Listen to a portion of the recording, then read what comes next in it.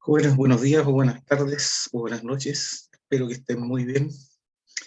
Como ustedes saben, esta clase de hoy día es asincrónica, así que vamos a explicar un tema que va a ser más corto de lo habitual porque estamos a término de semestre prácticamente, así que va a ser una clase muy cortita en la que ustedes podrán, espero, aprender algunas cosillas sobre nuestro sistema solar, en particular el universo, ¿ya? Así que vamos a comenzar por presentar el tema que nos convoca hoy día. En primer lugar, lo que vamos a ver hoy día va a tocar parte de esto, por lo que nos van a hacer estos temas. Reconocer la teoría del Big Bang como una de las principales teorías del origen del universo, reconocer algunos modelos del sistema solar y algunas fuerzas que ya algunas de ellas incluso las hemos visto, ¿ya? Así que ahí están los temas: el universo, el sistema solar y las leyes del movimiento. Lo más probable es que alcancemos las dos primeras solamente, ¿ya? Pero como esta es una clase cortita, vamos a ir tocando estos temas. En primer lugar, algunas definiciones. El universo es todo lo que existe: materia, energía, espacio, tiempo, galaxias, estrellas y planetas. Son algunos de los cuerpos que conforman. Sin embargo, el 90% del universo es una masa oscura que no podemos observar. En otras palabras, de lo que ustedes, por ejemplo, esta imagen que están viendo acá en la pantalla, hay material oscuro que en realidad nosotros no podemos determinar hasta el momento, ¿ya?, qué cosas hay por ahí. Puede haber muchas más estrellas, muchas más galaxias u otras cosas que hasta el momento nuestras capacidades tecnológicas no alcanzan a vislumbrar, ¿ya? Así que vamos al famoso Big Bang, el origen del universo. Hay varias teorías respecto de esto, ¿ya? Una de las teorías más aceptadas hasta el momento es la teoría del Big Bang o de la gran explosión. Se supone que alrededor de entre los 12.000 a 15.000 años, algunos hablan de 14.000 millones de años por ahí, y lo vamos a ver en un video a continuación, toda la materia del universo estaba concentrada en una zona extraordinariamente pequeñita, estaba muy condensada ahí, apretadita ahí, y hubo una explosión, ¿ya? Ese punto donde estaba toda la materia concentrada se llama singularidad, y en algún momento, debido a las fuerzas de atracción gravitatoria, a la densidad de los materiales, ¿ya?, este punto del espacio explotó, ¿ya?, y provocó lo que se llama el Big Bang, ¿ya? La materia salió impulsada con gran energía en todas direcciones, dando origen al universo que hoy podemos observar. Este proceso que estoy hablando aquí, que lo acabo de relatar en un par de segundos, en realidad ocurrió en varios millones de años, ¿ya? Entonces aquí en la figura ustedes pueden observar que está ese punto llamado singularidad, ¿ya?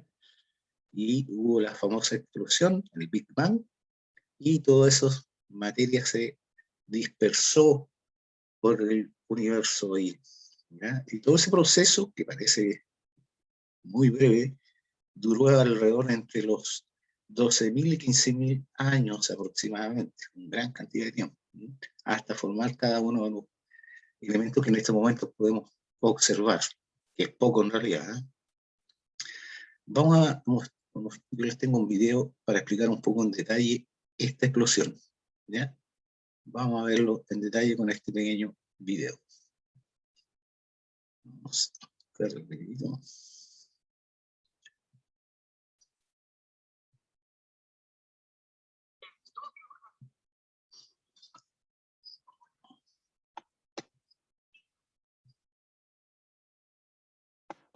Ahí sí, espérense un poquitito, por favor. Aquí está.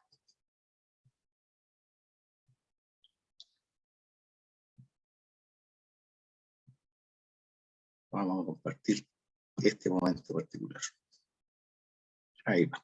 Estudio Jaini presenta ¿Cómo inició el universo? Desde que existe la cultura humana nos hemos preguntado ¿cómo inició todo? Cada mitología tiene una narración que propone una respuesta diferente. Aristóteles proponía que el universo no tuvo un principio, que había existido siempre. Otra idea filosófica radical es que el universo fue creado hace 5 minutos y toda nuestra historia y recuerdos son falsos. Pero asumiendo lo que nos indican las evidencias, ¿qué dice la ciencia? Las estrellas parecen tan permanentes en el firmamento que hasta 1920 se pensaba que el universo no cambiaba. Pero entonces el astrónomo Edwin Hubble hizo dos grandes descubrimientos. En primer lugar, vio que algunas de las estrellas en el cielo no eran estrellas, sino racimos de millones de estrellas llamados galaxias, como nuestra propia Vía Láctea. Los dos términos hacen referencia a la leche. El segundo descubrimiento que hizo es más sorprendente aún. ¿Alguna vez has escuchado a un vehículo muy rápido como un tren o un coche de carreras que al acercarse emite un sonido agudo y al alejarse un sonido grave?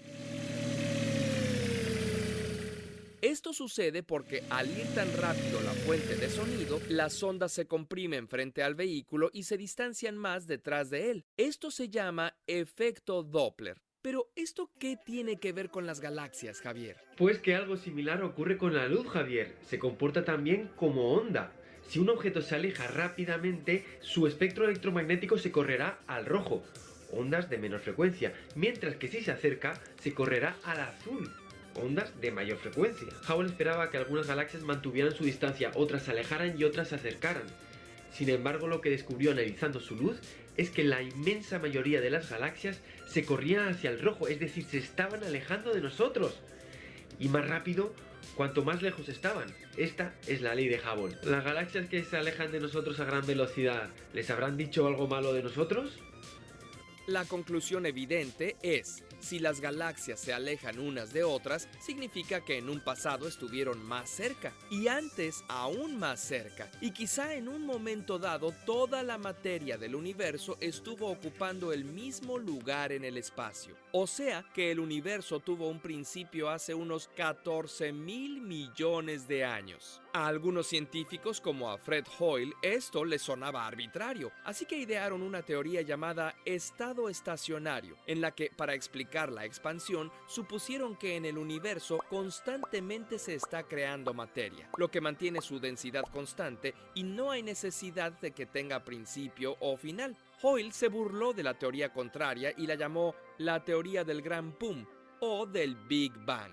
Pero Robert Penrose y Stephen Hawking, usando la teoría de la relatividad y observaciones directas, demostraron en 1965 que el universo, el tiempo y el espacio sí habían tenido un principio. A ese punto del espacio-tiempo se le llama singularidad, una zona de densidad de energía infinita. La súbita expansión que vino justo después es el famoso Big Bang. Pero te preguntarás, ¿qué había antes de la singularidad? Verás, precisamente es eso lo que la hace singular. Imagina que en la Tierra caminas hacia el norte. Si caminas lo suficiente, llegarías al Polo Norte. Si te pido que camines más al norte, ¿a dónde irías? No es posible. En este sentido, el Polo Norte es singular. De la misma manera, no es posible preguntar qué había antes del principio. El tiempo mismo comenzó ahí. Gracias a la teoría de la relatividad de Einstein, sabemos que espacio y tiempo no son absolutos. No son una especie de telón de fondo sobre el que ocurran los eventos, sino que son dinámicos, relativos el uno al otro y son deformados por la energía y la materia. Son definidos por el universo, no son independientes de él. Por eso no tiene sentido hablar de un tiempo antes de que el universo se iniciara. El tiempo comenzó con el universo. El universo era tan pequeño en el mismo momento de su inicio, aún menor que un átomo, que la relatividad general no es suficiente para entenderlo, y hay que incorporar la mecánica cuántica, la teoría que explica el funcionamiento de la materia a escala hipermicroscópica. La razón por la que se formaron galaxias, estrellas y planetas es porque el universo cuántico primordial era irregular, como lo muestran los mapas de radiación de fondo cósmica del universo actual. Si existen el Sol, la Tierra y los seres humanos, se debe a las irregularidades probabilísticas del microuniverso cuántico. ¡Wow! Somos producto de las fluctuaciones cuánticas del universo bebé.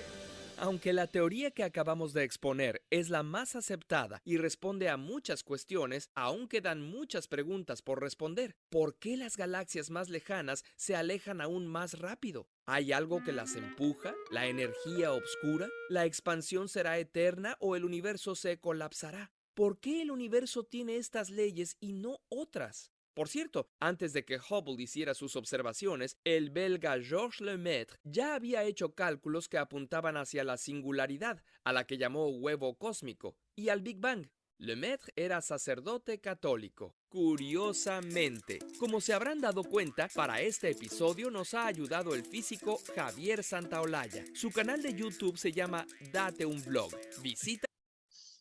Bueno, con ese pequeño video espero les haya quedado un poquito claro esta teoría del Big Bang, que es la más aceptada, ¿ya? Hay otras teorías, no es la única, pero es la más aceptada por el mundo científico hasta el momento. Vamos a volver al Power para ir explicando otras cosillas.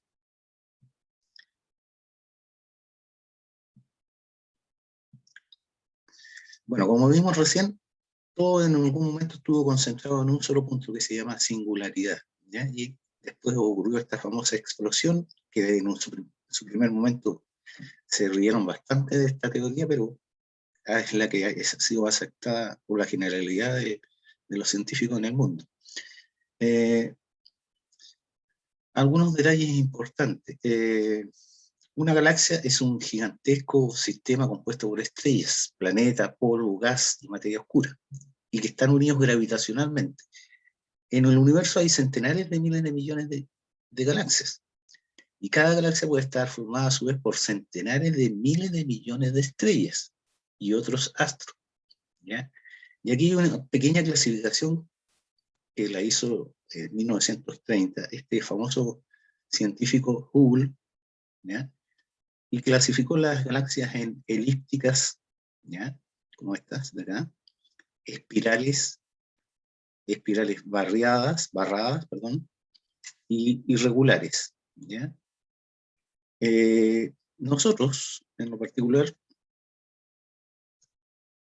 antes de pasar a eso, en el área de la astronomía se trabaja con años luz, ¿ya? Que es una unidad de longitud. Y un año luz es la distancia que recorre la luz en el vacío en un año. Acuérdense que, si ustedes nos recuerdan un poquitito lo que pasamos en materias anteriores, la velocidad de la luz es de 300.000 kilómetros por segundo, ¿ya? Por lo tanto, un año luz equivale a este pequeño gran número que hay aquí, que son 9.461.000 kilómetros. Se trabaja con distancias muy grandes. Entonces, para trabajar con estas distancias más grandes, se inventó esta unidad que es el año luz, ¿ya? El año luz, entonces, es la distancia que recorre la luz en un año, ¿ya? Y que equivale a esto, a 9.461.000 millones de kilómetros, ¿ya? Números bastante grandes, ¿ya?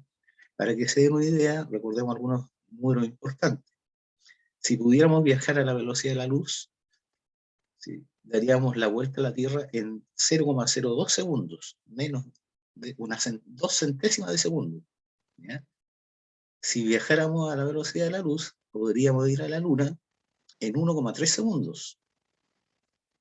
Y si pudiéramos llegar al Sol, nos demoraríamos 8,3 minutos en llegar, siempre y cuando viajáramos a la velocidad de la luz.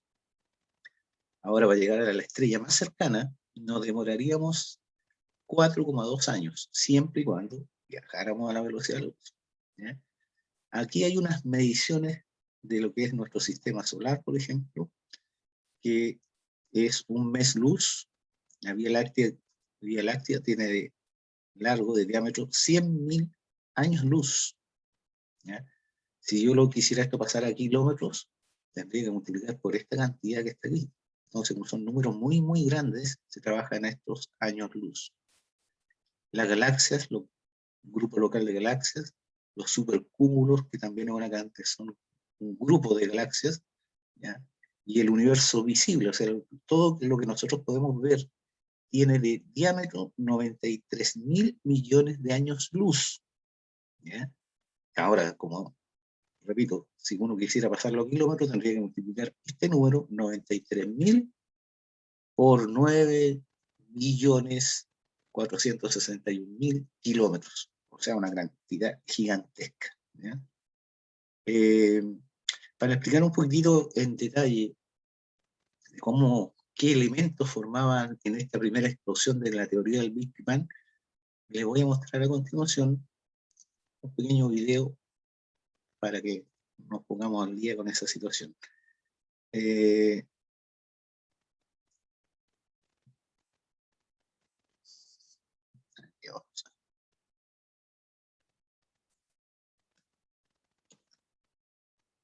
Vamos a ver este pequeño video. Paciencia, por favor. Aquí está. Aquí lo importante de este video que voy a ir mostrando son algunos de los elementos más importantes que se habían al comienzo, ¿ya? O sea, los que formaron todo lo que nosotros somos, incluidos, obviamente, los seres humanos.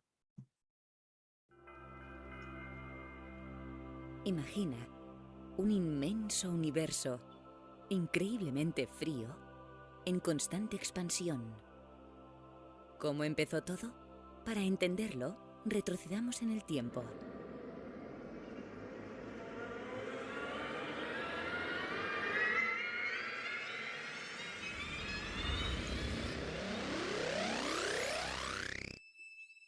Imagina que te encuentras en los inicios del universo, hace casi 14.000 millones de años. Imagina toda la energía del universo comprimida en un espacio más pequeño que la cabeza de un alfiler. Imagina que estás dentro de este diminuto espacio. El tiempo está parado. Nada de lo que conocemos o imaginamos existe. Todo está a punto de cambiar. Para siempre. Se acaba de producir la gran explosión, el Big Bang. Se ha liberado toda la energía. La temperatura es extremadamente alta y el espacio se expande a una velocidad vertiginosa. En una pequeñísima fracción de segundo ha nacido nuestro universo. Este es el más profundo de todos los misterios. Ahora parte de la energía se condensa, convirtiéndose en masa. Se crean todas las partículas fundamentales de nuestro universo. Algunas de ellas todavía no las entendemos. Entre las que sí, se encuentran los quarks, los electrones, los neutrinos, partículas diminutas que constituirán todo lo que conocemos, incluidos tú y yo. Mira atentamente, se crean por pares una partícula y su correspondiente antipartícula.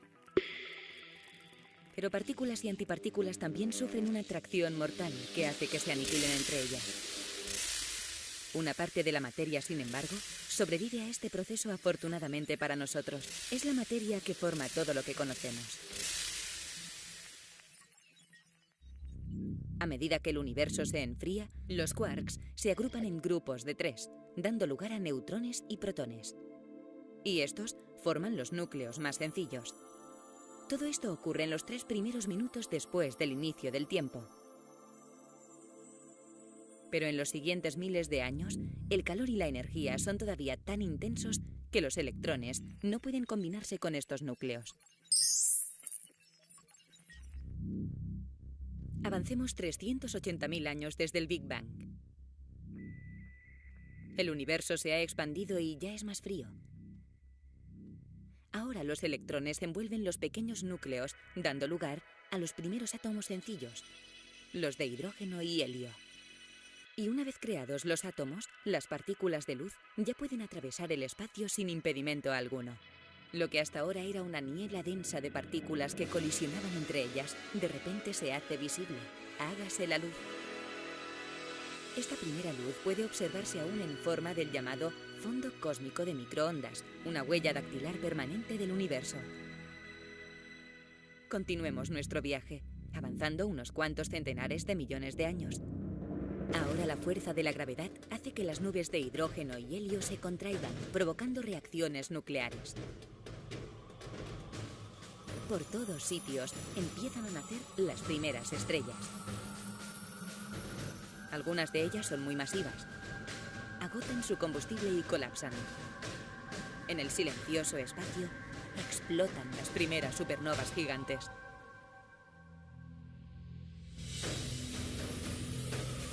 Pero de toda esta destrucción surgen los elementos pesados, entre ellos el carbono, el nitrógeno, el oxígeno, el hierro e incluso el oro. Son los elementos que formarán los planetas y serán las semillas que darán lugar a la vida. Generaciones y generaciones de estrellas viven y mueren. Nuestro universo, antes increíblemente denso y caliente, es ahora frío y está prácticamente vacío. Después de 9.000 millones de años, en el brazo espiral de una galaxia distante, se está empezando a formar una cosa muy importante. Aquí, en este espacio infinito, entre millones de galaxias, hay un sistema solar. En este sistema solar, uno de los planetas se ha enfriado suficientemente como para que pueda surgir la vida. Es nuestra casa, el planeta Tierra. Y en esta Tierra hay seres con la extraordinaria habilidad de volver la vista atrás en el tiempo y reflexionar sobre el significado del universo.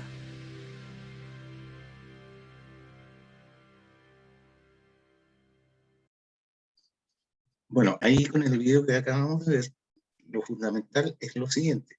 Los primeros elementos que se formaron a través de esta explosión del Big Bang fueron el hidrógeno y el helio.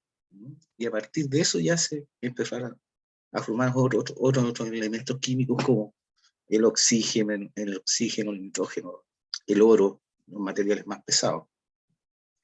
Importante resaltar que aquí nombran algunas partículas que ustedes seguramente no han oído hablar de ellas, pero sí, por ejemplo, han oído de los protones, los neutrones, los electrones, ¿cierto? Pero hay unas partículas más pequeñas que son los quarks y otras semejantes a los quarks, epsilon, etc. Hay una serie de partículas nuevas que se han ido descubriendo, ¿ya? Así que no entre el pánico. Vamos a seguir viendo un poquito la presentación para ir avanzando un poquitito. Bueno, de las medidas que ya vimos, que son grandes, ¿cierto? Son de tamaño gigantesco. Aquí aparece nuestra Vía Láctea, ¿ya? La Vía Láctea,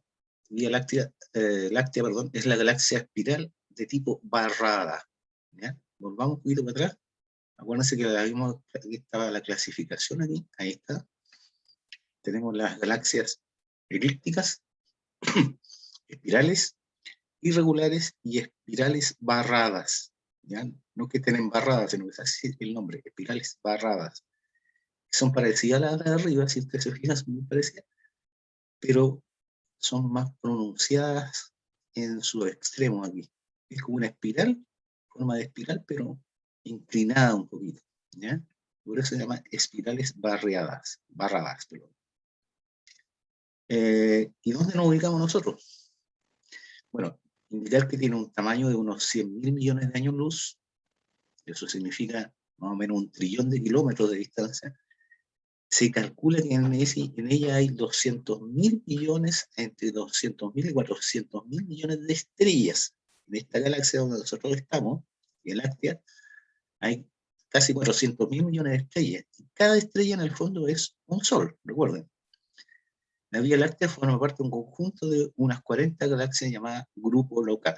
O sea, más encima de esto, es parte de un grupo más grande que se llama grupo local, ¿ya? La mitología griega explicaba la formación de la Vía Láctea. En latín le llamaban camino de leche, porque parecía leche desparramada, ¿ya? Como la leche de Hera, esposa de Zeus, derramada en el cielo cuando amamantaba a Hércules, ¿ya? ¿Por qué? Porque al observar esto parecía que era un derrame de leche, ¿eh? Y por eso se llama la Vía Láctea. Aquí tenemos una foto más clarita, y para que tengan una idea, aquí en ese circulito que se ve acá, ahí estamos recién ubicados nosotros, el sistema solar. Nuestro sistema solar está ubicado por este espacio, por ahí, un puntito miserable, ¿ya? Nosotros vivimos una espiral barra. Aquí está la misma fotografía, pero vista de lado, ¿ya? Y ahí de nuevo está el sistema solar, ¿ya? Donde nos encontramos nosotros. Bueno, esto ya es más conocido por ustedes. Un sistema planetario solar está compuesto en este caso por 8 planetas, y nuestra estrella principal, ¿cierto?, es el Sol. Estamos ubicados en el brazo de Orión, uno de los brazos de la espiral de la Vía Láctea. Cada 225 millones de años, el sistema solar completa un giro en torno al centro de la galaxia. De eso nos demoramos. Y además, este sistema solar se mueve a una velocidad de 270 kilómetros por segundo. Aquí hay números muy grandes, ¿eh? Si ustedes se fijan, hay números bastante grandes. Se habla de kilómetros, millones de kilómetros, millones de años, etc. Y para dimensionar un poquitito eso, yo les voy a mostrar a continuación, les voy a mostrar algunos detalles de esto, ¿ya? Porque son números bastante grandes, pero para que tengamos una idea, una referencia, yo encontré por acá un videito para que tengamos una idea más o menos de estas distancias, ¿ya? Son algunas especies de curiosidades, digamos, que voy a mostrar aquí. Pero es importante que ustedes manejen esta información. Aquí vamos a ver.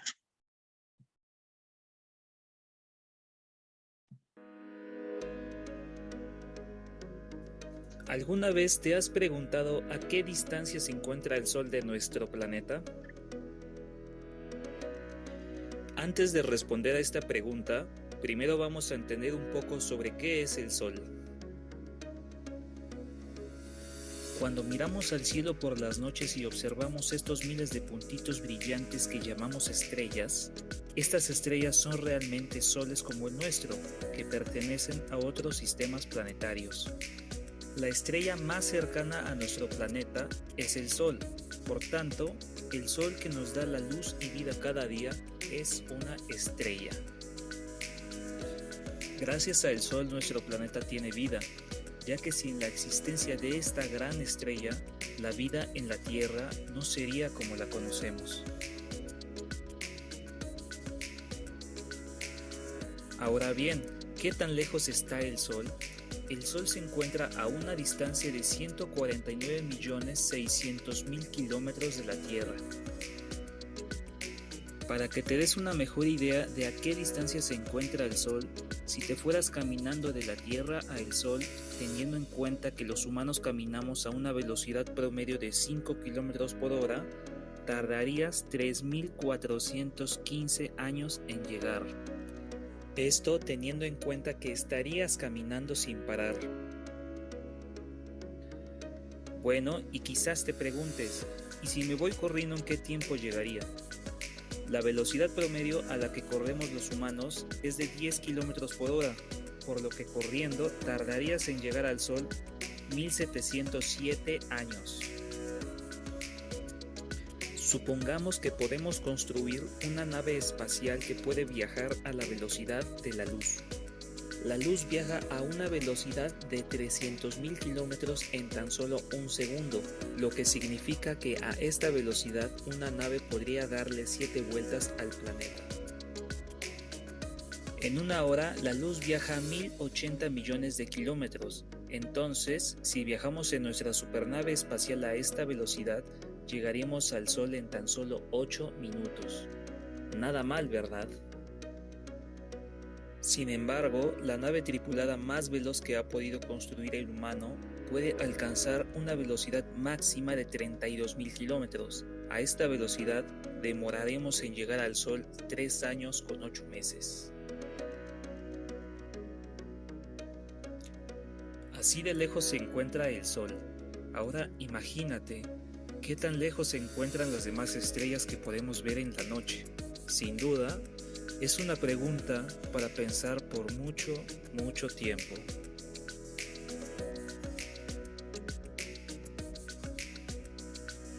Gracias por ver este video.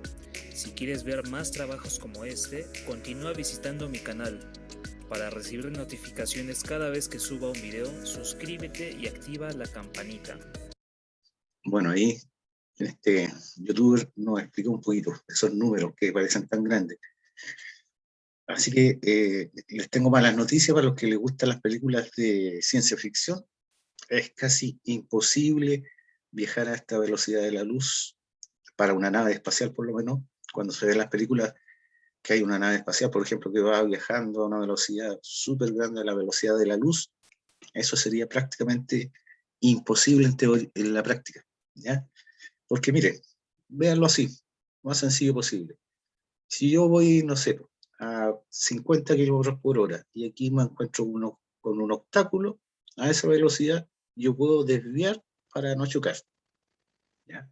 Pero si voy más rápido, a la velocidad de la luz, y me encuentro con este obstáculo, a esa velocidad no voy a alcanzar a desviarme para acá, voy a chocar porque voy muy rápido, ¿ya? No hay computadoras que funcionen a esa velocidad tan rápido todavía, ¿ya?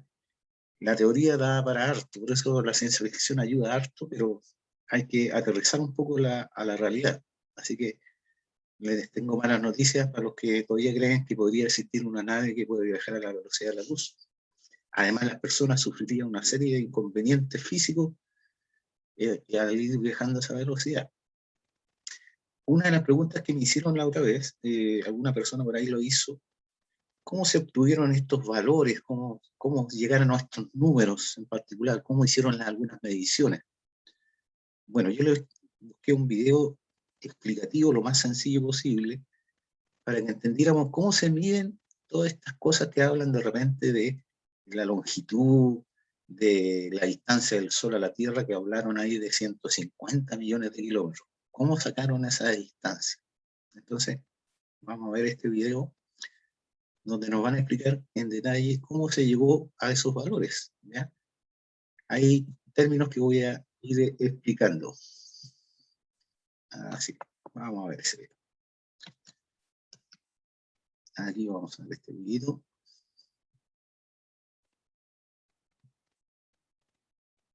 Para explicar en detalle. Voy a ir hablando de antemano para que... Inimaginablemente grande. Mientras que aquí en la Tierra podemos medir distancias yendo de un lugar a otro y contando los pasos o kilómetros que hay de un punto a otro, no podemos ir al Sol, a la Luna o a los planetas y extender una cinta métrica. Hoy, en colaboración con el robot de Platón, te presentamos ¿Cómo medimos el cosmos? ¿Qué tal, Aldo? ¿Qué sabes de este tema? Hola Javier, soy Aldo. Te cuento. 1, 2, 3, ya. Ahora te voy a contar que el primer astro del que se calculó la distancia fue la Luna.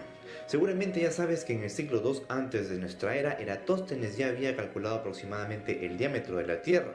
Pues poco después, Hiparco de Nicea, observando un eclipse lunar y viendo cuánto se tardaba la Luna en atravesar la sombra de la Tierra, calculó que la Tierra era 3,5 veces más grande que la Luna. Como gracias a Eratóstenes ya sabíamos la medida aproximada de la Tierra, unos 12.700 kilómetros según nuestro sistema métrico, el diámetro de la Luna no fue difícil de calcular, 3.628.5 kilómetros, más o menos.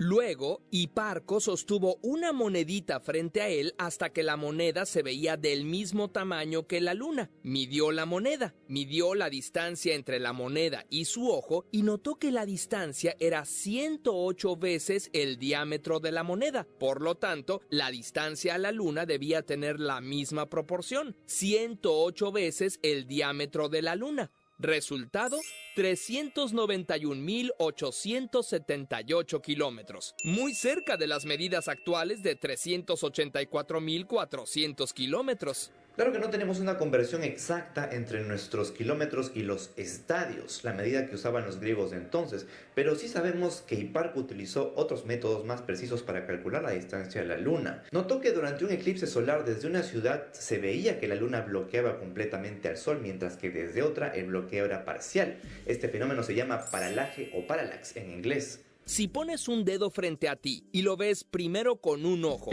y luego con el otro, y luego con el primero, y otra vez con el otro, notarás que el dedo parece cambiar de posición con respecto a los objetos más lejanos. Estas diferencias nos permiten calcular de manera intuitiva la distancia a la que están los objetos. Tratándose de objetos más lejanos, la intuición no es suficiente. Ahí se usa la geometría, o más específicamente, la trigonometría. Si sabes cuál es la distancia entre dos puntos y la medida de dos de los ángulos que se forman con respecto a un tercer punto, puedes calcular la distancia de cualquiera de los dos puntos con el tercero. Para saber la distancia del Sol, el primer cálculo lo hizo Aristarco de Samos. Dedujo que cuando se veía exactamente media luna desde su pueblo, significaba que la línea imaginaria que conectaba la Tierra con la Luna debía estar en un ángulo recto con la línea que iba de la Luna al Sol. Aristarco no midió bien y supuso que este otro ángulo era de 87 grados y por lo tanto este otro de 3. Así que calculó erróneamente que la distancia entre la Tierra y el Sol era de 20 veces la distancia entre la Tierra y la Luna. Por miles de años nadie pudo superar este cálculo. Hoy sabemos que la distancia no es de 20 sino de 400 veces esa distancia. Pues esto se logró gracias al tránsito de Venus, que es cuando el planeta Venus pasa entre la Tierra y el Sol. Se ve como un puntito sobre el disco solar. En el siglo XVII, James Gregory y Edmund Halley propusieron que si por lo menos dos personas veían el tránsito de Venus desde lugares diferentes del planeta, lo verían pasar en zonas diferentes del disco solar. Esta diferencia bien medida les indicaría cuáles son los ángulos entre los tres cuerpos y sería posible calcular la distancia con el Sol. Lo malo es que el tránsito de Venus no ocurre con mucha frecuencia. Se tuvo que esperar unos 100 años para que ocurriera el más próximo. Y así, a pesar de estar en plena guerra de los 7 años, en 1761 y 1769, docenas de astrónomos europeos hicieron expediciones a varias partes del mundo para observar el tránsito de Venus. Y por fin, Jérôme Lalande pudo calcular la distancia. Hoy, gracias a mediciones hechas con radar y a que tenemos telescopios más precisos, podemos saber con exactitud la distancia a Venus y por lo tanto la del Sol, que es de 149.597.870 kilómetros. En promedio, porque la órbita de la Tierra no es circular, sino elíptica. Curiosamente. ¿Y para saber la distancia a la que están astros lejanos del universo? Bueno, pues para saber eso, te invitamos a ver el video que es continuación de este en El Robot de Platón. Aquí te lo dejamos. Ahí está. Entonces, ahí hay algunas explicaciones, como ustedes vieron, hay que saber bastante de matemática, y en particular de una parte de la matemática que se llama trigonometría, para poder determinar algunas distancias, como la distancia del Sol a la Tierra, del Sol a la Luna, etc. Y así se ha ido midiendo estos valores que de repente nos encontramos con números tan precisos, ¿ya? Aterrizando un poquito más a lo que estamos viendo, vamos a seguir aquí con esta parte. Ya sabemos algunas distancias, algunos valores, algunas velocidades también. Y aquí es importante algunas teorías, ¿ya? En el comienzo, ¿ya? Los modelos del sistema solar, apareció el primer modelo, que era el modelo geocéntrico, ¿ya? En el siglo II después de Cristo, Ptolomeo, que fue un científico de la época, planteó básicamente que la Tierra era el centro del universo. Por eso aquí está la Tierra, y alrededor estaban todos los demás planetas, incluyendo al Sol y todo, giraban alrededor de la Tierra. Eso fue el modelo que se llama geocéntrico, ¿ya? El heliocéntrico, como el nombre lo indica, fue un aporte de Copérnico. Copérnico decía que el Sol era el centro del universo, y alrededor giraban los demás planetas, ¿ya? Después aparecen otros personajes más, como Ptolomeo, ¿ya? Donde van describiendo que no solamente se mueve en forma circular, sino que se mueve en forma elíptica. Y después aparecen otros personajes que ustedes ya deberían ubicar, como son Galilei, ¿ya? Vamos a ver un último video. Vamos a ver el último video, que tiene que ver precisamente con estas dos teorías que acabamos de explicar. Y aquí están más resumidas y más explicados más claramente incluso que lo que yo he explicado. Vamos a recurrir a este youtuber.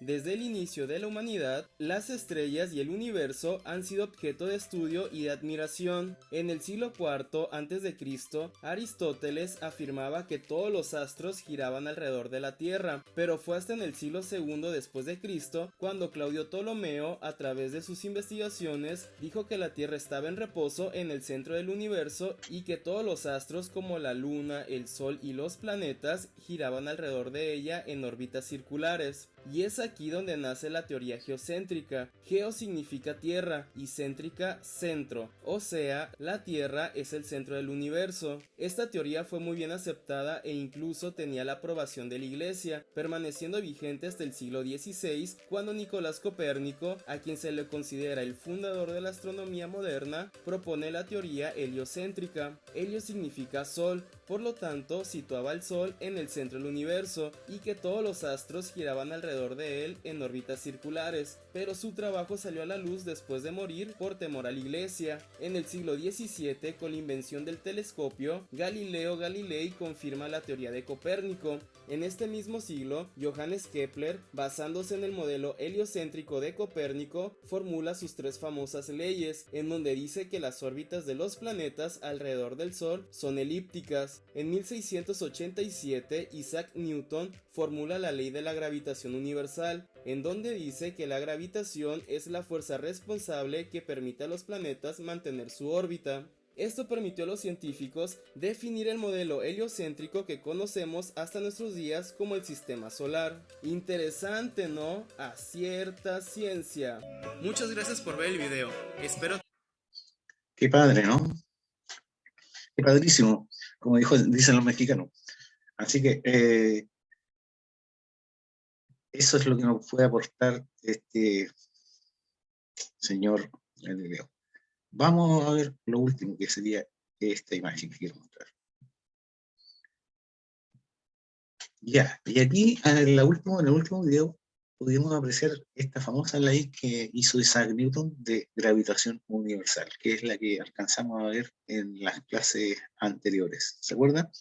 Donde la fuerza depende de la masa de los dos cuerpos e inversamente proporcional a la distancia de separación. Que en otras palabras significa que mientras más lejos esté el cuerpo, menor va a ser la fuerza.